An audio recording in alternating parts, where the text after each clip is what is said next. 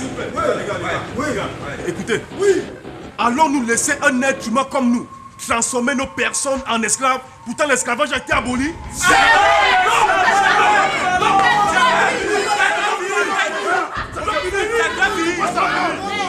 Nous ne sommes pas là à l'école pour vous. Nous sommes là à l'école pour nous. Pour bien vivre. Ça doit finir. Là, les gars. Just come out here. Let me see you come out. Every day. Bear us to death. Les gars. Tu as dit, tu mangeras le pain à la sueur de ton front. Mais monsieur Mokolo, mange son pain à la sueur de notre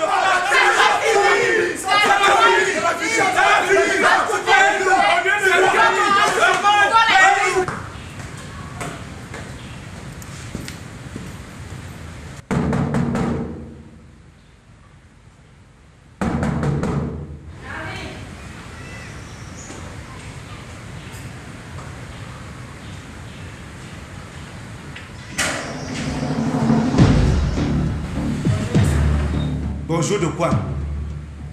Et combien d'appétit d'être là? Non, monsieur Obama, mais vous pouvez entrer s'il vous plaît. Là alors, c'est lui qui doit me chercher maintenant. Mais, monsieur Obama, que faites-vous? Pitié. Nous allons payer vos 3 mois de loyer, mais ne faites pas ça. Je ne vous crois pas. Parce que ce disque est rien. Je vais inscrire mes enfants à l'école. Ne vous appuie pas.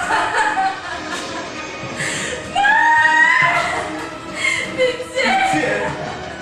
Vous êtes là, vous traitez du quoi moi je m'écris. Pitié, Obama.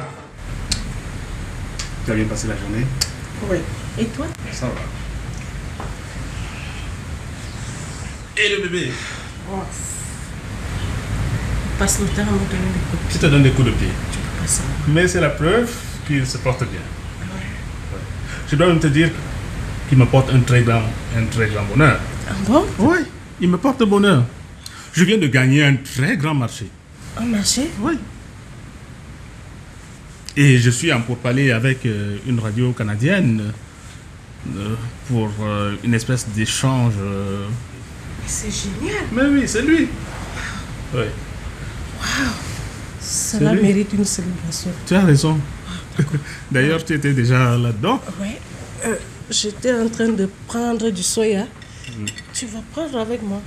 Merci. Et je veux aussi faire comme toi. Oui, d'accord.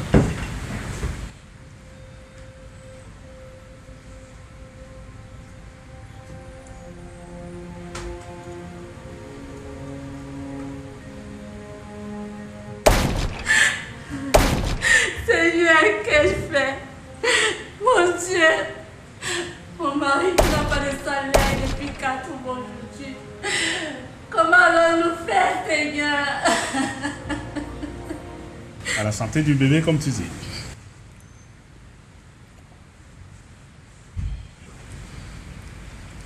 Je pense à une chose, à la petite qui a eu le bac. Ah, Larry? Oui. Oui. Moi, je pense qu'elle devrait aller poursuivre ses études au Canada. Comme elle entend faire le droit, c'est le pays le plus indiqué. Tu sais, le Canada est très, très développé. C'est bien, mais tu vois, moi je pense qu'elle devrait aller retrouver sa soeur et son frère à Paris pour l'université. C'est pas normal. C'est pas normal. monsieur.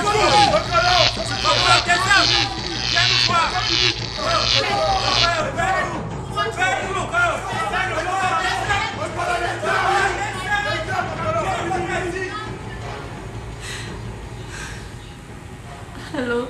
Oui, chérie. Oui, chérie, ça ne va pas. Ça ne va vraiment pas. Le bail vient de nous enlever le bâton de la porte. Quoi?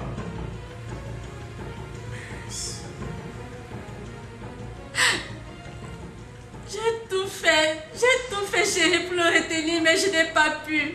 Je n'ai pu le retenir, chérie. S'il te plaît, reviens vite à la maison, je t'en prie. Non, calme-toi, j'arrive tout de suite, calme-toi.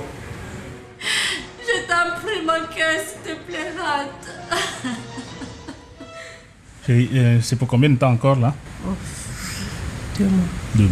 Ouais. Mais il ne reste plus beaucoup de temps. C'est pour bientôt? Oui. Je crois qu'il faudrait que tu ailles accoucher en France. Je suis d'accord avec toi. Mais c'est dommage parce que tu seras pas auprès de moi. Comment ça je serai? Mais je serai à côté de toi. Je vais assister à l'accouchement et je serai là.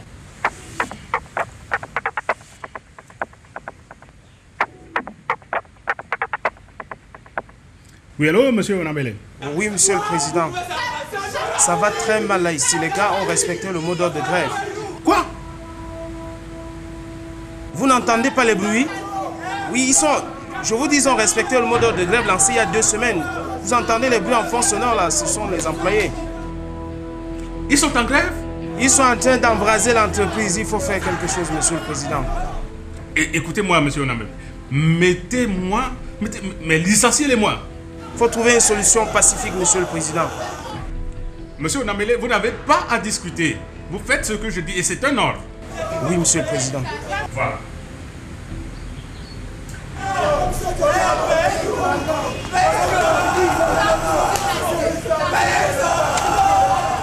Quel est le problème, chérie?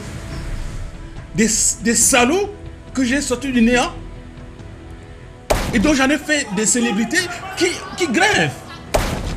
Ils osent gréver? Ma femme vient de m'appeler à l'instant que le bailleur a enlevé le bâton de la porte de chez nous. Quoi? S'il te plaît, Pas possible. faut que je me rende de ce pas à la maison. Continue la grève sans moi. Je reviens. Tout à l'heure.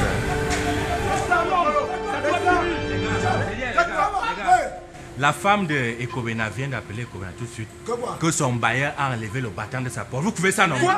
Ça a fini, maman! Ça a fini! Maman, paye-nous! Comment allons-nous faire? Chérie, n'entendez pas comment je m'en appelle là? J'entends très bien. Mais qu'est-ce qui se passe? Il y a un problème? Elle pense que c'est en pleurnichant comme ça que j'aurais pitié d'elle. Et pourquoi chercherais peut-être la pitié? J'en ai marre de les souffrir. Mon Dieu! Je n'ai pas construit ma maison pour le social, mais pour le commercial. Si je comprends bien, tu allais lui demander l'argent du loyer, c'est la raison pour laquelle elle pleure. Pas seulement pour ça. J'ai aussi arraché le bâton de la porte. C'est vrai ça? J'ai arraché ça. Son mari est-il au courant? Je vais l'informer même tout à l'heure. Je n'ai pas besoin. Ah, coucou. Oh, merci C'est pour ça, beaucoup. non? Il n'y a que toi. Mais chérie, tu as trop tardé. 3 mois de loyer, c'est beaucoup. Il fallait foutre dehors pour arriver même le bâton de la porte. 3 mois, c'est de trop quand même. Tous mes enfants me rangent. Moi, je n'ai rien. D'abord, il faut que j'appelle Ekobena.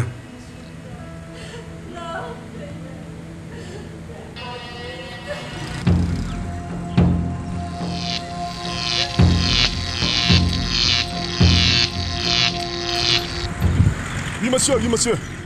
Ekobena, sache que j'ai arraché le bâton de la porte. Non, remettez le bâton. Tu viens le chercher avec mes 3 mois de loyer. Merci.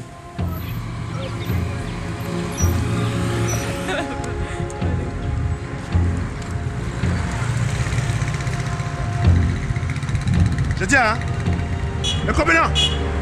Ekobena! Tu as mon argent?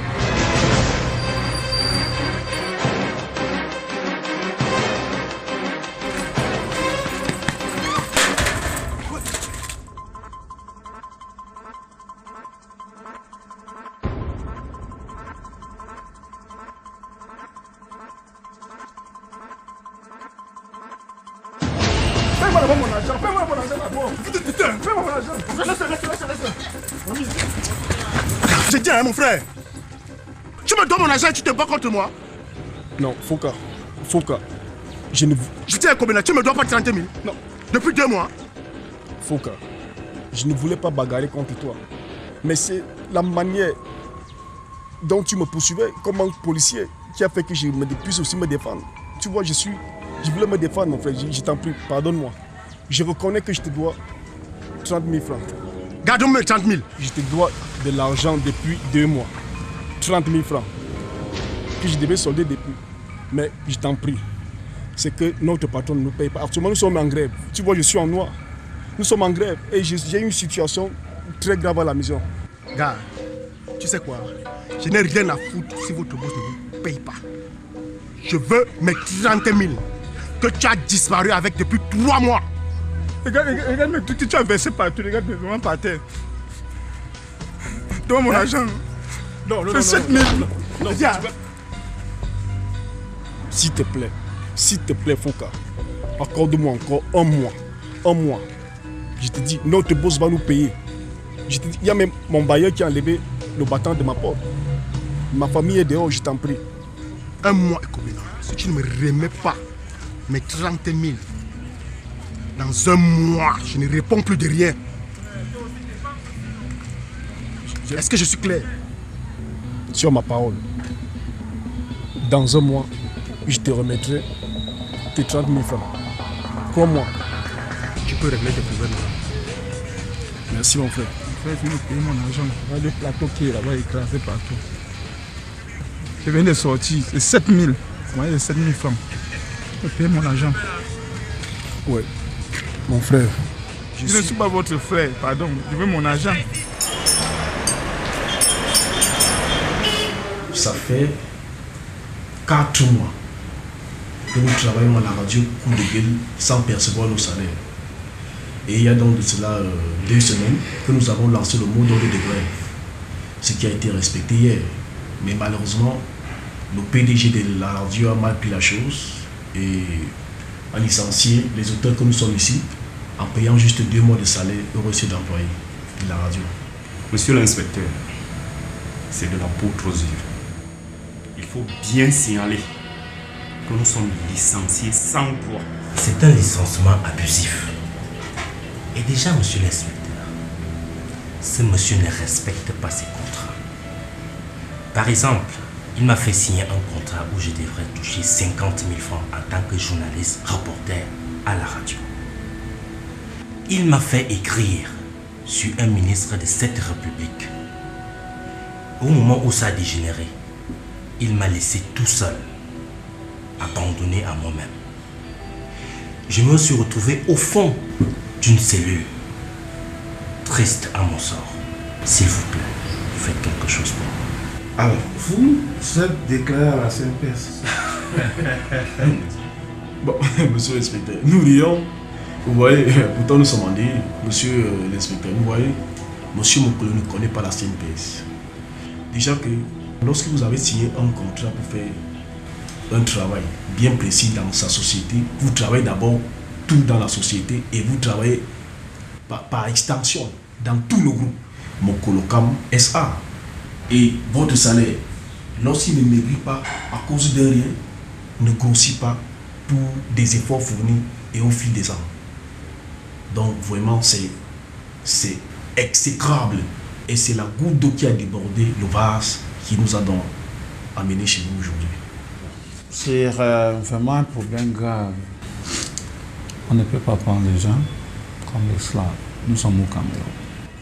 Et je vais annuler tous mes engagements ce matin pour aller raconter votre PDG. Nous vous remercions, monsieur l'inspecteur. Parce que dans notre pays, Cameroun, on doit respecter tout le monde. C'est un pays de droit, c'est un pays de la loi. Et quand quelqu'un travaille, on doit le payer. Il y a un problème ici. Et je vous assure que à mon côté, je vais faire tout. Parce que ça, c'est pourquoi nous sommes là, pour vous protéger. Laissez-moi vos contrats de travail. Je vais raconter votre PDG avec ça. Il y a parmi ces journalistes, certains qui ont fait 5 ans, il y en a qui ont fait 6 et même plus. Il y en a qui ont fait 3 mois, il y en a qui ont fait 2 ans, 3 ans. Alors quand ils disent que je n'ai pas payé les salaires, c'est totalement faux. Mais je dois quand même vous dire une chose, monsieur l'inspecteur, c'est que ces journalistes, ils disent n'importe quoi aux antennes. C'est-à-dire ils incitent d'abord leurs camarades à la violence. Il y en a qui font outrage à diverses autorités, au chef de l'État, au Premier ministre. Ça fait que le salaire du mois passé n'a pas été payé, mais ça ne veut pas dire que je ne paierai pas. Cependant, quand je me rends compte qu'ils ont grévé, moi je dis non, je ne tolère pas ça. C'est pourquoi j'ai demandé qu'on les mette à la porte. On les a virés. Moi, je les ai licenciés. J'aurais bien pu porter plainte, mais bon, j'ai préféré faire cela. Ils ne m'ont pas dit tout ça. Oui, mais est-ce qu'il ne pouvait pas vous dire tout ça, monsieur l'inspecteur? Vous savez, mais à base de tout ce que j'ai ici, monsieur le président, ils ont raison de porter plainte.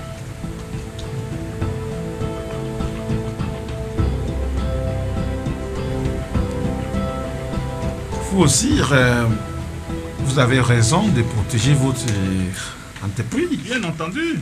Vous avez donc compris.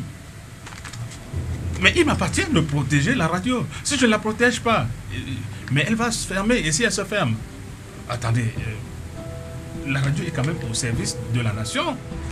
Voilà, est-ce que je peux me permettre de vous donner un peu de carburant, monsieur l'inspecteur? C'est gentil, monsieur le président.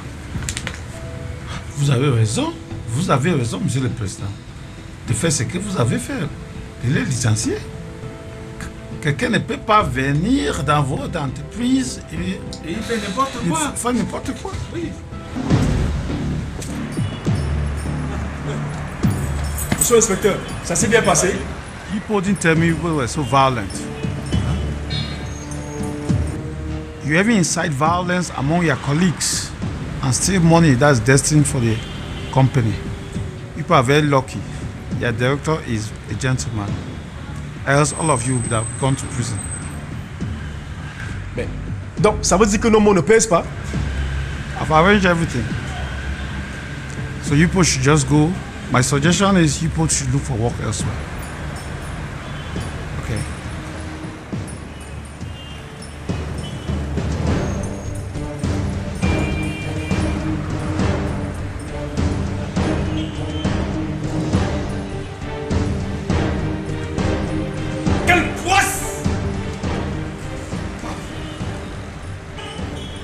Les gars, ça ne va pas se passer ici.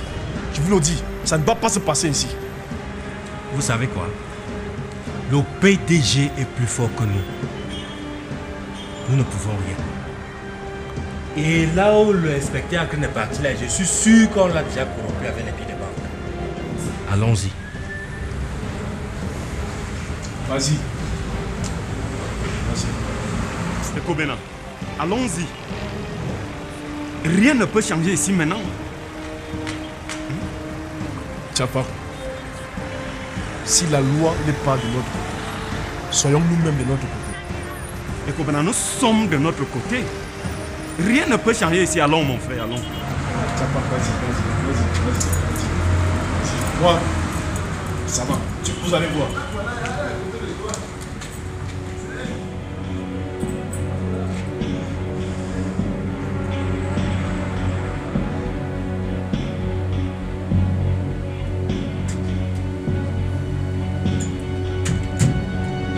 Ici. Vous n'êtes pas fier de me voir? Oh bon, si, je suis content de te voir. Est-ce que vous pouvez vous asseoir? Merci, monsieur.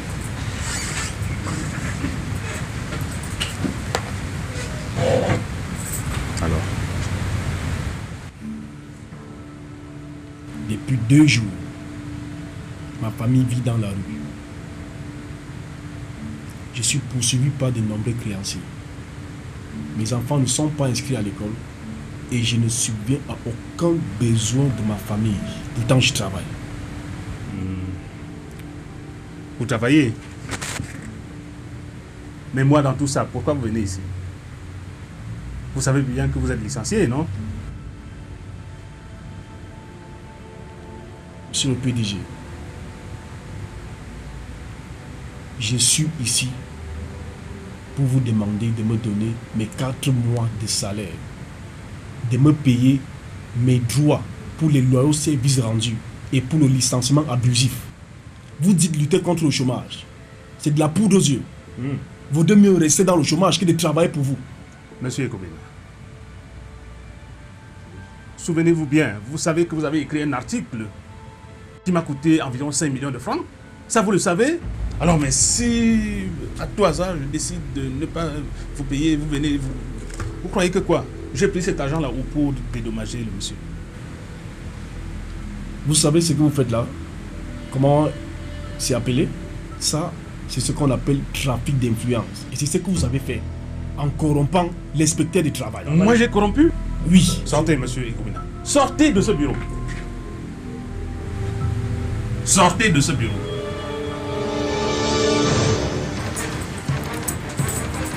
Monsieur le PDG, donnez-moi mon argent. Attendez. Donnez-moi mon argent. Attendez.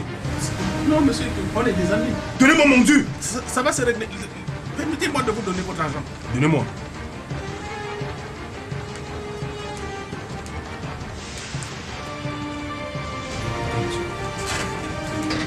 S'il vous plaît. Attendez, je compte.